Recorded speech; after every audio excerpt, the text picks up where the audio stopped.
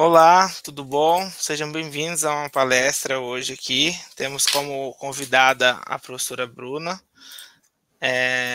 A professora Bruna ela é graduada em Ciências Contábeis pela Universidade Estadual de Maringá. Ela tem especialização em Auditoria e Perícia Contábil pela FCV e ela tem mestrado em Ciências Contábeis pela Universidade Estadual de Maringá também. Professora Bruna Mantovani de Matos, né? Seja bem-vinda à palestra, a essa aula que você trouxe para a gente. E é, é uma honra tê-la por aqui. Obrigada, Muriel, pela recepção. Obrigada também ao professor Giovanni pelo convite. E vamos lá, né? Vou falar um pouquinho com vocês sobre a contabilidade ambiental. Por que contabilidade ambiental? Quando eu fui convidada com o Giovanni, ele me disse que esse congresso, esse aí que tinham 3 pilares: a sustentabilidade, o meio ambiente e a inovação. Quando eu fui me preparar para essa aula, eu fiquei na dúvida de que forma eu poderia abordar, mas eu optei por falar do meio ambiente. Só que o meio ambiente, ele está conectado com a contabilidade, né? Tudo que você vai falar com a sustentabilidade, com a contabilidade, então tudo que você vai falar sobre o meio ambiente acaba respingando na sustentabilidade. Então, por essa forma, por esse motivo, eu optei por falar não apenas do meio ambiente, como também da sustentabilidade. E por serem 3 pilares, não achei justo não falar da inovação. Então, lá no finalzinho, eu vou dar uma muito breve, pincelada sobre como que a inovação pode contribuir com a contabilidade. Para a gente falar da contabilidade ambiental, primeiro a gente tem que saber por que ela surgiu. A contabilidade ambiental ela surgiu porque começaram a acontecer descuidos, desastres, coisas com o meio ambiente que a população foi verificando. Cara, se continuar do jeito que está, as gerações futuras não vão ter um ambiente agradável para se viver. E além dessa preocupação, começaram a acontecer desastres por esse descuido. Já eu chego na contabilidade. Os desastres ambientais, eu trouxe 5 aqui. Eu peguei apenas desastres que aconteceram no Brasil, para que vocês estejam mais familiarizados, mas sim, aconteceram desastres ambientais no âmbito mundial, global. O primeiro exemplo que eu trago aqui para vocês é o da Bacia de Campos. A indústria petroleira que estava fazendo a coleta do petróleo, eles estavam trabalhando ok, só que chegou no momento que eles precisavam fazer a perfuração de um outro poço. Nesse momento de um outro poço, eles calcularam errado e aí acabaram perfurando um local que não era viável e era frágil.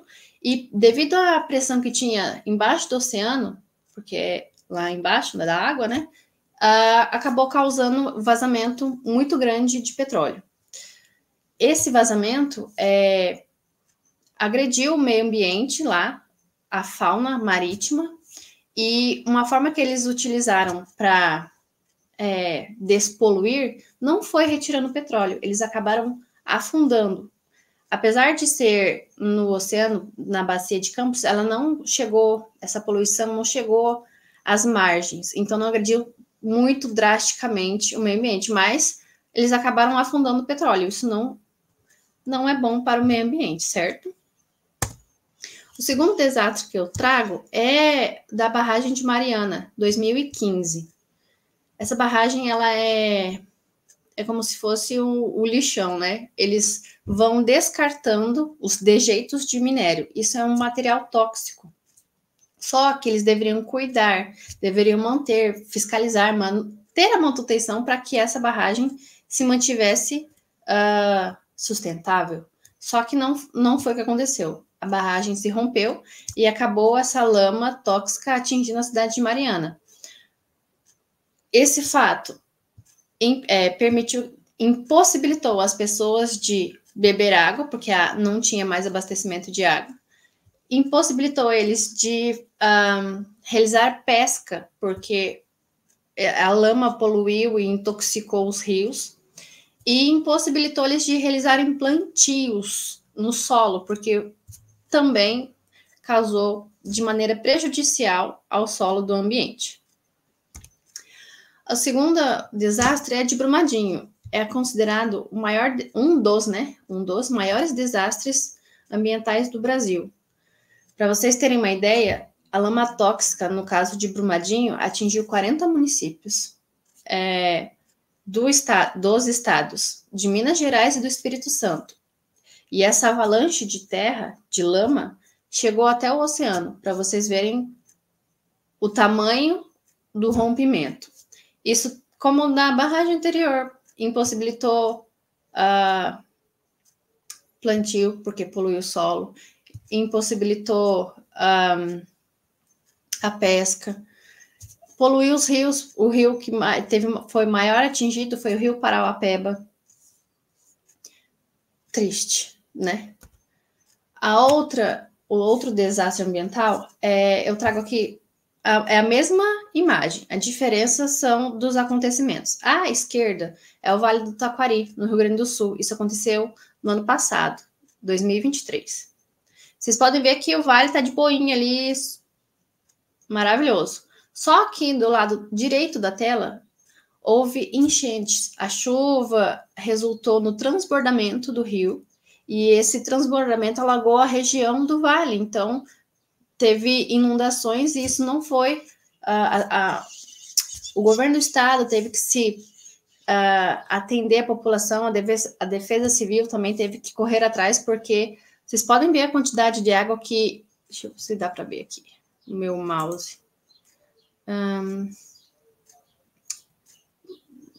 Cadê o mouse?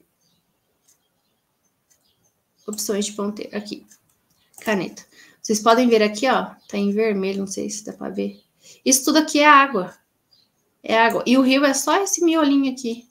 Olha o tanto de água que teve, tantos de famílias que foram atingidas por este alagamento. Rio Grande do Sul, 2023. Aí, beleza. Maio deste ano, Canoas, Rio Grande do Sul. Mais uma vez, chuvas intensas, alagou a cidade. Em 2003, as autoridades tinham dito: olha, devido a esse acontecido, nós devemos nos preparar para possíveis eventos extremos como este.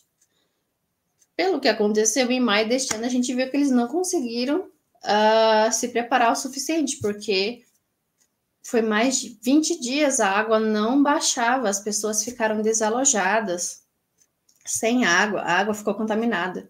Não podiam beber água, não podiam tomar banho. Não. Eles receberam doações do Brasil inteiro. Eu acredito que esteja fresco na cabeça de vocês, né?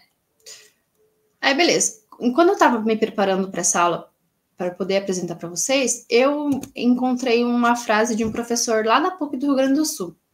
E ele fala assim, ó: a culpa da enchente é do planeta. Enchente do planeta. Mas a culpa da tragédia é dos administradores do estado e das cidades. O que isso faz pensar? Porque o planeta estava aí, sempre esteve aí. Só que quem que foi trabalhando, quem que foi agredindo, consumindo, fomos nós. Então, esses administradores de estado e de cidades, é a gente que tem que cuidar do meio ambiente. Como que a gente pode cuidar?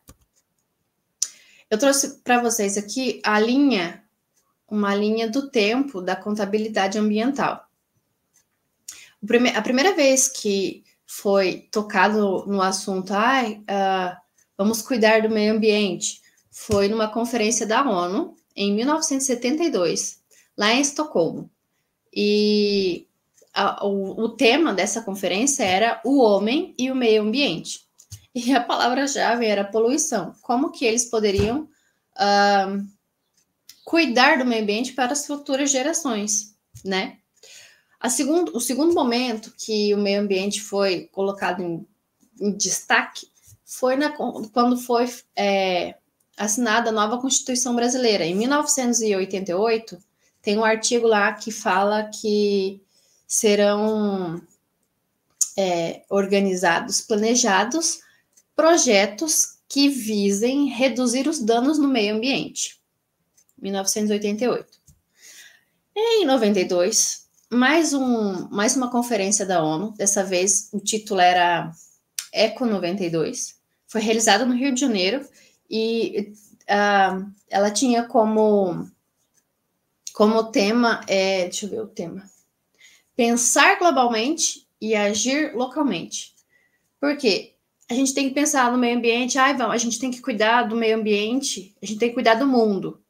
Tá, só que não adianta eu querer mandar dinheiro lá para a Austrália para cuidar deles, do incêndio lá, sendo que aqui, em Cianorte, tá tendo esse incêndio nos canaviais, essa fumaçaiada lascada. Então, a gente tem que pensar, vamos cuidar do meio ambiente, isso era lá em 92. O lema deles era pensar globalmente, mas agir localmente. A gente tem que cuidar, se cada um cuidar do seu local, em breve o global vai estar atendido. Em 97, outro fato importante foi o Triple Bottom Line. Ele foi criado por John Elkington e esse também é conhecido como o tripé da sustentabilidade. Ele tem 3 fatores.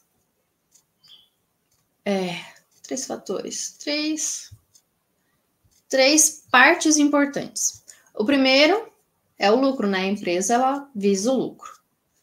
O segundo são as pessoas que fazem parte da sociedade, que trabalham, que fazem o negócio funcionar. E o terceiro é o meio ambiente.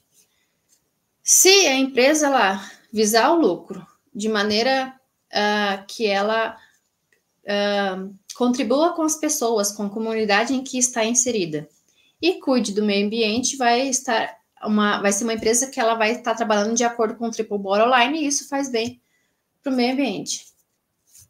A segunda vez, o próximo passo da nossa linha do tempo aqui que eu destaquei é 2002. Aconteceu lá na África do Sul, em Joanesburgo. O nome era Rio+10. Lá também uma conferência da ONU. Elaboraram a Carta da Terra e o lema era da agenda para a ação. Tudo que eles planejaram lá na Eco 92, eles queriam ver o que eles conseguiram pôr em prática. E, além disso, essa nova reunião, essa nova conferência, ela foi utilizada para reafirmar o que eles tinham o que eles tinham planejado, o que eles tinham combinado lá em 92. Não, vamos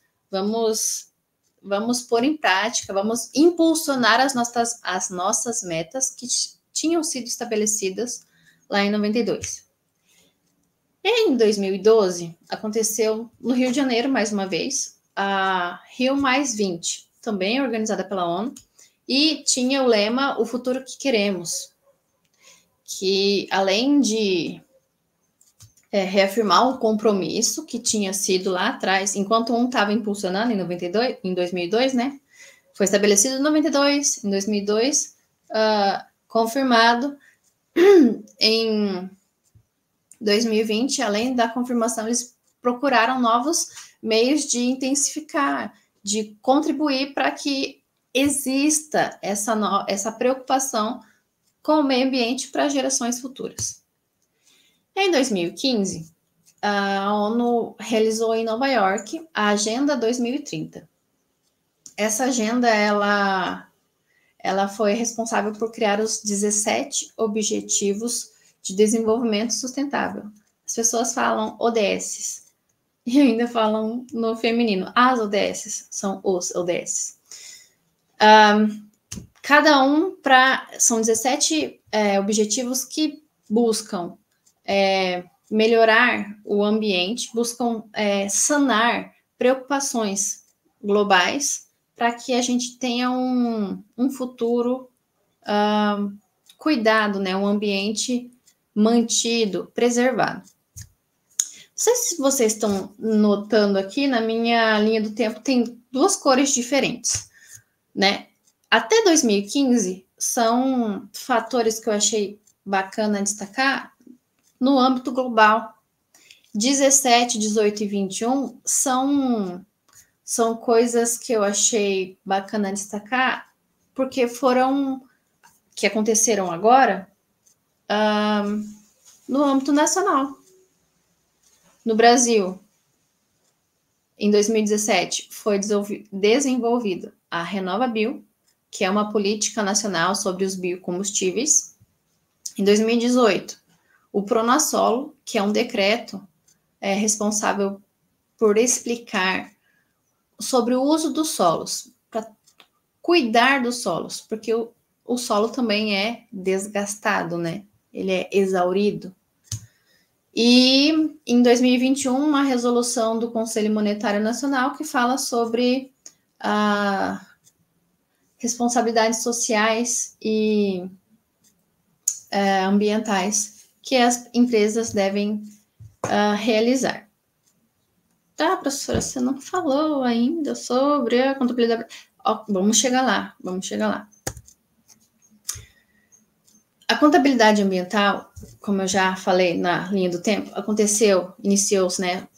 O primeiro burburinho sobre ela aconteceu na década de 70, lá na Conferência da ONU, lá na Suécia, em Estocolmo, falando sobre homem e meio ambiente, tendo como palavra-chave a poluição. O que é essa contabilidade ambiental, né?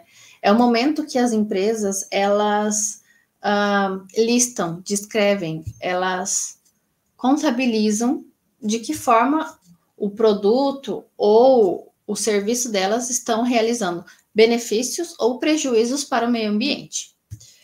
Normalmente, as empresas que contribuem para o meio ambiente, elas têm uma vantagem competitiva, elas são destacadas. Normalmente, as pessoas muito empenhadas, elas elas pegam um rótulo do produto e falam assim, essa aqui é uma empresa sustentável. Tem gente que compra folha reciclável, folha de sulfite de material reciclável. Todas essas formas são tidas como um fator positivo, como uma vantagem competitiva. E as empresas que não realizam, que não cumprem com essas ações, visando cuidar do meio ambiente, elas podem ser punidas. Quais os tipos de punições? Podem ser multas administrativas e diárias, podem ser suspensão das atividades, essas empresas elas podem ser responsabilizadas de forma civil, que seria, por exemplo, alguma pessoa ou outra empresa, algum consumidor se sentiu lesado, então entra com uma ação judicial. Isso é uma forma de responsabilidade civil. Eles serão responsabilizados, pagarão multas, serão punidos dessa forma. Uma responsabilidade penal, eles poderão, além da prisão, né, que penal não é só cadeia, eles podem também pagar multas. A responsabilidade normalmente está ligada à multa. Perdas de benefícios e incentivos fiscais. Eu não sei se vocês sabem, mas tem algumas empresas que,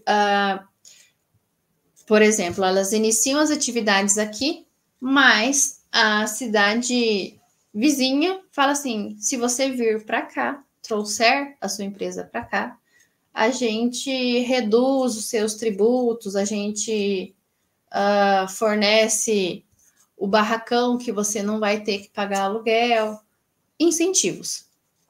Aí, pelo fato, um exemplo de empresa que recebeu incentivos é a Grendene. Ela tinha sua fábrica, sua matriz no Rio Grande do Sul, e recebeu um convite do Ceará. Eles levaram as fábricas para o Ceará. Lá eles têm incentivos, menor tributação, localização cedida, facilidades, coisas que contribuem para a empresa. Outras coisas, danos à reputação. Quem não ficou sabendo da Vale, que teve o rompimento da barragem em Brumadinho? Isso, entre aspas, foi uma mancha para a empresa. Ou então a exclusão de contratos. E se você não for uma empresa que cuida do meio ambiente, eu não vou assinar contrato com você. O meu nome vai estar ligado com o seu e, por consequência, eu vou ser prejudicado. Então, essas são algumas formas, alguns exemplos de punições. Como que a gente evidencia a contabilidade ambiental? Como qualquer outra contabilidade. Por exemplo, no balanço patrimonial, se eu compro uma casa, é um imóvel, vai lá no imobilizado. Um ativo ambiental pode ser um equipamento utilizado para despoluir alguma área que, porventura, a empresa acabou poluindo. Então, esse ativo que despolui vai no imobilizado, como ativo ambiental imobilizado. Ele, por consequência, vai sofrer desgaste, né, devido ao uso, então ele também vai ser depreciado.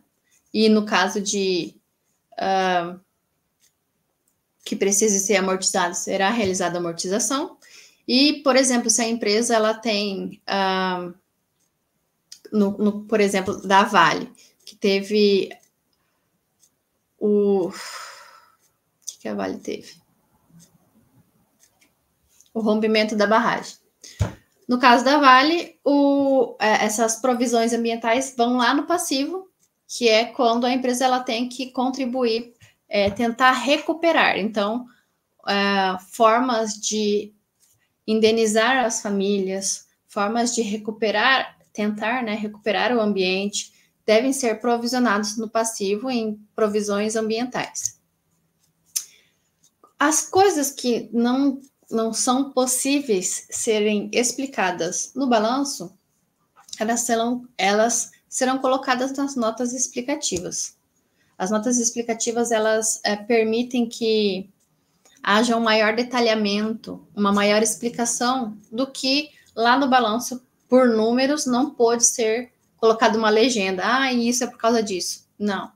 E também, se pudesse pôr a legenda, seria pequena. Então, não pode, porque vai lá para as notas explicativas.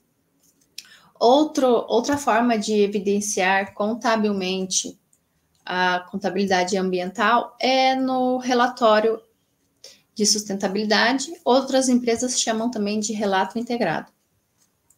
Nesse relatório, ele traz informações detalhadas de o que aconteceu, como a empresa está agindo para recuperar, quais os tipos de multa.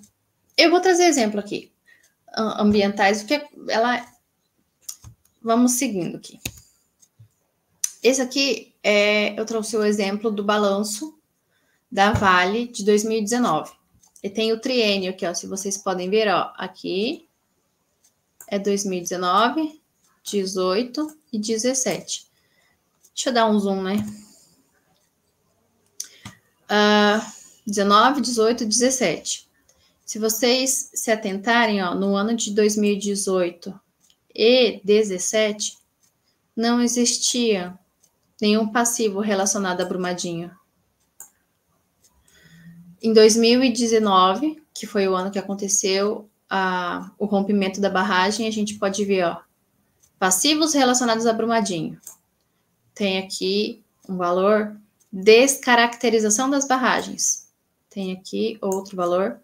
E obrigações ambientais. A empresa ela tinha já obrigações ambientais, mas notem que aqui era 80 mil, aqui era 270, aqui já está 490. A empresa, ela lista. É que, às vezes, a gente não acompanha, né? Outra forma de evidenciar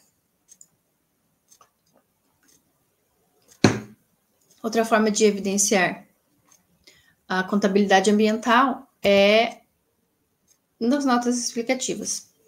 Aqui eu trouxe exemplo da nota que a Vale publicou em 2019. E aí ela traz, rompimento da barragem. Em janeiro de 2019, a barragem de rejeitos rompeu na mina do Córrego do Feijão, no município de Brumadinho. O rompimento liberou fluxo de rejeitos. destruindo algumas instalações da Vale, afetando comunidades, causando impacto ao meio ambiente. A nota explicativa é bem maior, eu trouxe aqui só uma parte para vocês verem que é o quão detalhado que eles trazem. Primeiro eles explicam que foi no dia 25 de janeiro, e depois eles falam do acontecido e falam, olha, o que a gente fez? Temos adotado ações necessárias para o amparo às vítimas, proporcionou suporte mediante diversas frentes, e ainda fala assim, ó, determinou suspensão na política de remuneração dos acionistas. A nota explicativa é maior. Só trouxe aqui para exemplificar para vocês. Aí, um exemplo de relato integrado ou relatório da sustentabilidade. Normalmente, vocês conseguem essas informações, esses relatórios, lá no site da B3. Brasil Balcão, Bolsa Balcão. O que eu faço? Eu digito no Google, empresas listadas na B3. E aí, vocês clicam no link que aparecer e escolham a empresa. Estarão disponíveis todos os relatórios da empresa. O que não é possível encontrar na B3? O relatório de sustentabilidade ou relato integrado. Este relatório, esta demonstração aqui, essa forma de evidenciação da empresa, você encontra apenas no site da empresa. Aí, a procura é um pouco mais demoradinha. Deixa eu clicar aqui, para ver se eu consigo abrir o exemplo para vocês. Deixa eu tirar aqui o ponteiro. Tira. Aí vamos ver agora se vai. Pronto. Ó, o relatório de sustentabilidade, ele serve como se fosse uma revista, né? Bonitinho. Tem aqui o sumário. E aí, nele serão descritas todas as informações que a empresa acha importante destacar. Como este aqui é o de 2019, ele vai falar sobre Brumadinho. Então, ó, além do sumário trazer aqui a carta do CEO, do presidente, importante, materialidade, ele traz os capítulos, né? No índice tem os capítulos, que vai falar sobre o desafio de reparar e reconstruir. Então, se a gente clicar aqui, ó, tem a linha do tempo, janeiro de 2019, rompimento da barragem, criação do comitê, início das obras, e por aí vai. Fevereiro, março, abril. Deixa eu voltar lá no início.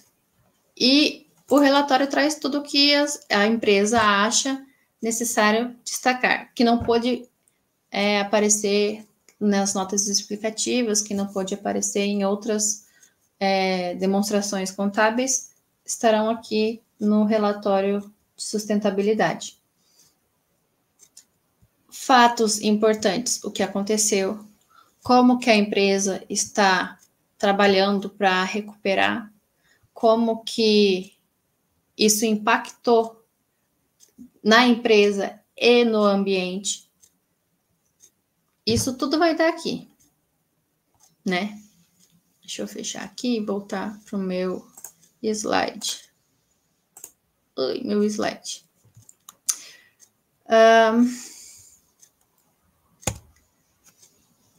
Tá, beleza. Entendi que a contabilidade ambiental surgiu porque as empresas estavam poluindo o mundo. E aí eles viram necessidade de cuidar do meio ambiente. Mas como é que as empresas, elas, no primeiro momento, elas iam crescer de maneira sustentável? Porque o crescimento, às vezes, não necessariamente estava ligado a um desenvolvimento sustentável. Então, o que as empresas viram que era compatível? Como que eles poderiam amarrar o crescimento com o desenvolvimento sustentável? O foco da empresa sempre foi o lucro. Então, eles decidiram incorporar ao lucro os deveres sociais e ambientais. Tá, como que vai botar isso? Em 97, o professor Elkington, professor, estudante, ele criou o Triple Bottom Line, o TBL, que visa o lucro, as pessoas e o meio ambiente. Eles têm que estar em conjunto para ser válido.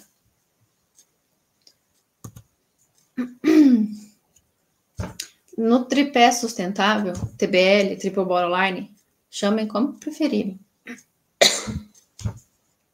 O lucro ele deve ser gerado de maneira ética e sustentável. As atividades que acontecerem, elas devem ser analisadas considerando sempre o efeito nas pessoas, na sociedade, na comunidade. E as empresas elas devem realizar as práticas que preservem os recursos naturais e reduzam os impactos negativos no planeta. Um pouquinho difícil, né? Mas vai dar bom. Para que existe, né, a contabilidade? Porque é necessário a contabilidade ambiental. Porque é necessário o registro contábil no meio ambiente. Porque é um desafio conciliar essa expansão econômica e conservação ambiental. E por causa desse desafio, dessa necessidade, foram criadas práticas e políticas que, como que eu posso dizer, primavam, buscavam, priorizavam por atividades que cuidavam do meio ambiente, da sociedade, da comunidade.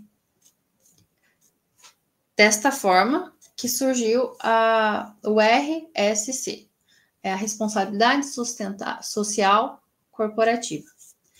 Existem algumas práticas nesse RSC. Sustentabilidade ambiental, que são as práticas para reduzir o impacto no ambiente. Responsabilidade social, que busca o bem-estar da comunidade, das pessoas que estão relacionadas nos projetos. Práticas trabalhistas justas, que procuram por segurança no trabalho, diversidade e inclusão das pessoas. E a governança ética, que procura trazer para a empresa uma transparência, a integridade e a responsabilidade social. Tá, vamos indo, vamos seguindo que vai melhorar. Tá, existe essa RSC e existe a ESG. É muita sigla. Como que surgiu? Na década de 1950 e 60, nesse entremeio, a RSC, Responsabilidade Social Corporativa, ela ganhou visibilidade. Começaram a ver que era bom aplicar isso na empresa. Práticas responsáveis voltadas ao bem-estar e ao desenvolvimento, atividades justas com trabalhadores, investimento na comunidade, redução dos impactos e ética nos negócios. Antes, bem no início, estava direcionado mais a ações sociais e filantrópicas. E o ESG? Mais uma sigla. O ESG, do inglês, é ambiente, social e governança. Ele surgiu por volta dos anos 2000, mas se disseminou, assim, teve o seu boom em 2004 com um relatório da ONU. A finalidade do ESG é medir e avaliar o desempenho ambiental, social e a governança das empresas. E ele tem a sustentabilidade na gestão de riscos e geração de valor a longo prazo. Beleza. ESG, ambiental, social e governança. O que isso significa? Significa que as empresas, elas terão que olhar, elas terão que estar sempre... não é nem um olho no peixe e outro no gato, porque são três coisas que ela tem que estar atenta. Tem que estar atenta ao meio ambiente, tem que estar atenta às pessoas e à comunidade e à administração, à condução da empresa. Para que serve o pilar, né, o prisma do meio ambiente? Para as empresas cuidarem quanto à emissão de gases, para verificarem o consumo de energia, para que seja uma energia limpa, para elas gerirem os seus resíduos, para que, por exemplo, não haja o descarte incorreto. Vou falar da dissertação da minha amiga. Não fazer o descarte de lixo ambiental, de lixo hospitalar, no lixo orgânico, no lixo comum. Isso é uma gestão de resíduo que deve ser atenta. O lixo hospitalar deve ser direcionado ao lixo hospitalar, o lixo orgânico no lixo orgânico e o lixo comum para o lixo comum. Isso é uma gestão de resíduos. E o impacto com a biodiversidade. Esse é o prisma, o pilar do meio ambiente do ESG. As empresas devem estar atentas para esses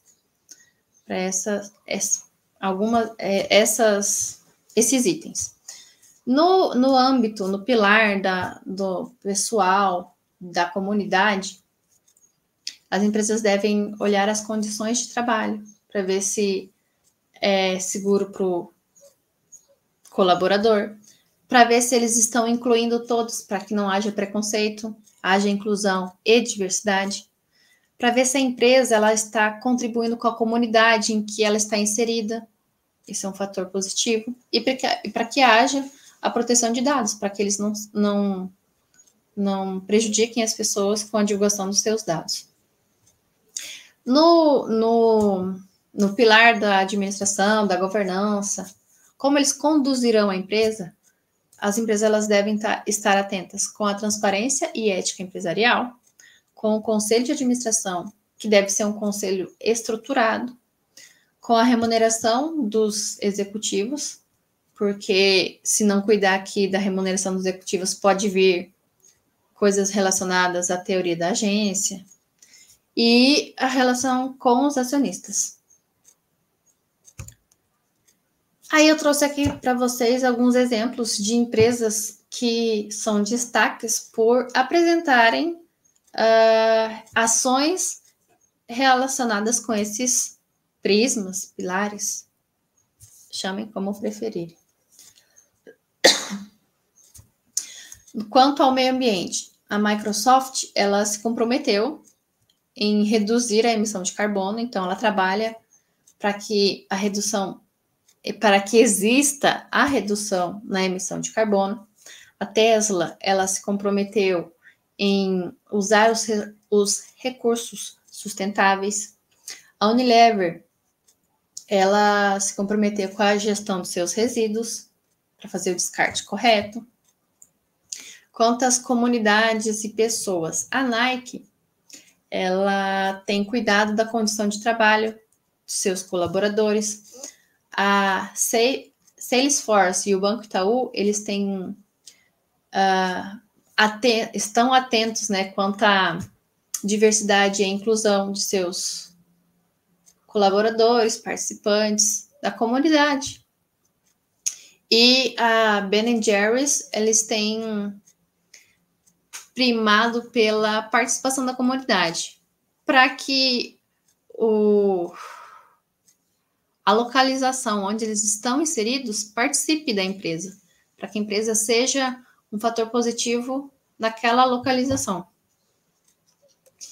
E quanto à administração, a condução, a governança da empresa, alguns destaques são a Patagônia, que tem primado pela transparência das suas atividades, a Johnson & Johnson por ter um conselho de administração independente, isso é um fator positivo, e a Unilever, além de gerir seus resíduos, ela também tem se aplicado em remunerar de maneira justa seus executivos. Tá. Um exemplo de empresas que têm contribuído com o ESG, né? Mas agora eu vou trazer para vocês um exemplo de uma empresa que não olhou para o ESG. Eu não sei se vocês chegaram a ouvir, mas o fato aconteceu em 2018. O aparecimento, o boom do negócio aconteceu em 2018. A empresa Braskem, ela trabalha com a extração, com a exploração do sal em gema. Eles realizam essa atividade em Maceió, Alagoas. Lá, eles estavam realizando atividades de maneira normal. E o que era a atividade deles? Eles começaram a fazer túneis para realizar essa extração. Só que chegou um momento que esses túneis estavam embaixo da cidade, a cidade acontecendo aqui em cima, né? E os túneis aqui. Só que esses túneis não tinham sustentação suficiente. E eles fizeram tantos túneis, tanta cavucação, que resultou no quê? Quando o solo cai. Desmoronou. Aí tinha a cidade aqui, o túnel aqui, e a cidade caiu, porque o túnel não sustentou. O que aconteceu? Eles não realizaram planejamento, não cuidaram do que eles estavam explorando. Resultando, em 2018, que foi quando foi exposto, aconteceu que, principalmente em 4 bairros da cidade de Maceió, começou a aparecerem rachaduras. Começou a aparecerem rachaduras que danificaram as casas, as ruas. O que aconteceu no meio ambiente? A exploração do sal em gema resultou em danos ao solo, comprometeu a segurança do local e mudou a geologia do ambiente lá. Quanto às pessoas e comunidades, muitas famílias foram desalojadas, elas perderam suas casas, seus bens, estão traumatizadas com incertezas do futuro. E quanto à administração e condução da empresa, a Braskem, ela recebeu muitas críticas quanto à sua transparência e quanto ao gerenciamento inadequado dos riscos, porque ela sabia desse risco, só que as estimativas que ela fez não foram suficientes para que não houvesse essas rachaduras, essa mudança na geologia local. Tá. Agora que eu já trouxe os exemplos do ESG, de empresas que contribuem com o ambiente, e da empresa que não esteve em nenhum momento atenta, né, ao seu ESG, nem ao meio ambiente, nem às pessoas e à comunidade, muito menos com a sua administração e a condução, a governança da empresa, eu trago aqui os ODS, os Objetivos de Desenvolvimento Sustentável. Lembra lá naquela linha do tempo que eu trouxe? Em 2015, na Agenda 2030, lá em Nova York, foram estabelecidos os ODS. São 17 objetivos que buscam orientar os governos, as nações, as pessoas, as empresas, a como contribuir para um melhor futuro. Porque cada um desses 17 pontos, desses 17 objetivos, são coisas que foram vistas como necessárias, como são coisas urgentes a serem cuidadas, repensadas, analisadas para que contribuam com o melhor futuro, né? Quais são esses objetivos? O primeiro é erradicação da pobreza, o segundo é fome zero e agricultura sustentável, o terceiro, saúde e bem-estar, o quarto, educação de qualidade, igualdade de gênero, água potável e saneamento, energia limpa e acessível, trabalho decente e crescimento econômico, indústria, inovação e infraestrutura, redução das desigualdades, cidades, comunidades sustentáveis, consumo e produção responsáveis, ação contra a mudança global do clima, vida na água, vida terrestre, paz, justiça e instituições eficazes e parcerias e meios de implementação. Esses temas, eles se conversam, porque, por exemplo, para que exista erradicação da pobreza, não tem pobreza, não vai ter fome. Não vai ter fome, vai ter saúde. Tendo saúde, tem educação. Todos eles, eles se interligam. E eles foram desenvolvidos lá em Nova York com o intuito de, em 2030, estarem resolvidos. Esse é o planejamento. A gente está em 2024. Em 2015, o planejamento era que em 15 anos, de maneira mundial, as nações trabalhariam para que esses objetivos fossem alcançados.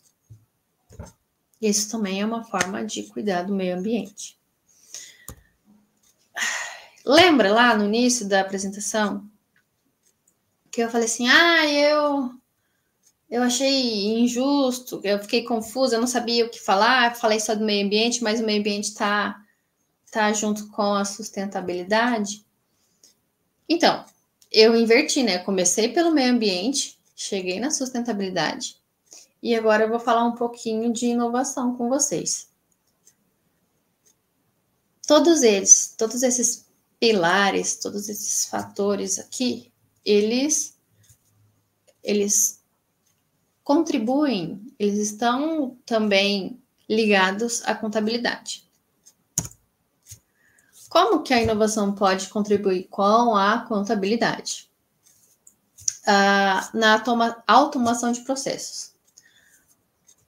O RPA, que são Robotic Process Automation, são robôs, são softwares que realizam atividades repetitivas, como a conciliação bancária ou alguns lançamentos contábeis. Eles são feitos pelo RPA. Podem ser feitos, né, pela RPA. Outro exemplo de automação de processos é o OCR, que é o reconhecimento óptico de caracteres. Ele facilita a vida das pessoas que trabalham com software. Por quê? Porque ele pega uma imagem e transforma ele pega uma foto, tipo um xerox de um documento, e transforma num PDF editável. E isso facilita para quando as pessoas forem aplicar esse documento que foi digitalizado pelo OCR, para transcrever, para enviar para um software para aplicar ele na contabilidade. Outro fator que contribui, uma forma de inovação que contribui com a contabilidade, é a IA e o Machine Learning. A IA, ela pode verificar tendências. Você aplica na análise uma IA e ela verifica tendências. E essas tendências podem contribuir para análises preditivas. Já o Machine Learning, ele pode contribuir para a detecção de fraudes. Devido aos seus algoritmos, eu acho que é esse o nome, algoritmos. Eles verificam ações incomuns que podem ser consideradas fraudes. Outro exemplo de inovação é o BI, Business Intelligence, que nos seus... Normalmente, acredito que você já tenha ouvido falar sobre Power BI. O Power BI são painéis interativos que permitem, que facilitam os gestores na análise e na tomada de decisão, porque são painéis interativos. Então, eu coloquei que a gente teve um lucro de 50, mas tivemos um gasto de 100. Então, vamos refazer. Então o nosso lucro não foi de 50, o nosso lucro foi de 150 e o gasto foi de 100. Essa interação do Power BI contribui para que seja feita análise, entende? Para tomada de decisão. Nossa, se nós fizermos dessa forma, a gente pode receber um lucro um pouco maior. E se a gente fazer da outra forma, a gente pode ter um prejuízo com relação a este mês. Então, é melhor ter um lucro um pouco maior do que um prejuízo. Esses painéis interativos, eles contribuem para essa análise. E a análise de dados pelo Big Data é um banco de dados gigante que permite que os tomadores de decisão verifiquem todos os dados num grande lote, porque a Big Data é um software que possui digamos, um backup de todos os dados que são necessários para a empresa. Então, nesse grande banco de dados, ele facilita as atividades dos gestores. Finished. Falei do meio ambiente, troquei a ordem de vocês, né? Vocês viram que a proposta era sustentabilidade, meio ambiente e inovação. Eu troquei, eu comecei pelo meio ambiente, fui para a sustentabilidade, e para a inovação não ficar sozinha, sem nada, eu falei de maneira breve um pouco sobre inovação. Eu espero de verdade ter contribuído com vocês de alguma forma. Espero que tenham gostado. Muito obrigada. Muito obrigado, professora. Ótima apresentação. Ficou muito bom. Eu não tinha o conhecimento também de algumas coisas ali que você apresentou. Você trouxe lá o relatório lá dos incidentes, né? Sustentabilidade. Da sustentabilidade, foi muito legal. Vai agregar muito para os alunos, né? Isso aí. Eu, particularmente, não estava atualizado também nessa área. Eu trabalho muito com a parte comercial. Então, para mim, é algo novo também. Então, não é só para os alunos, é para todo mundo que tiver acesso à sua aula, a essa palestra. Muito obrigado, professora. Eu que agradeço pelo convite. Obrigada por estar aqui. Foi muito bom poder participar. É bom a gente poder contribuir com as outras pessoas. Obrigada pelo convite mais uma vez. Nada.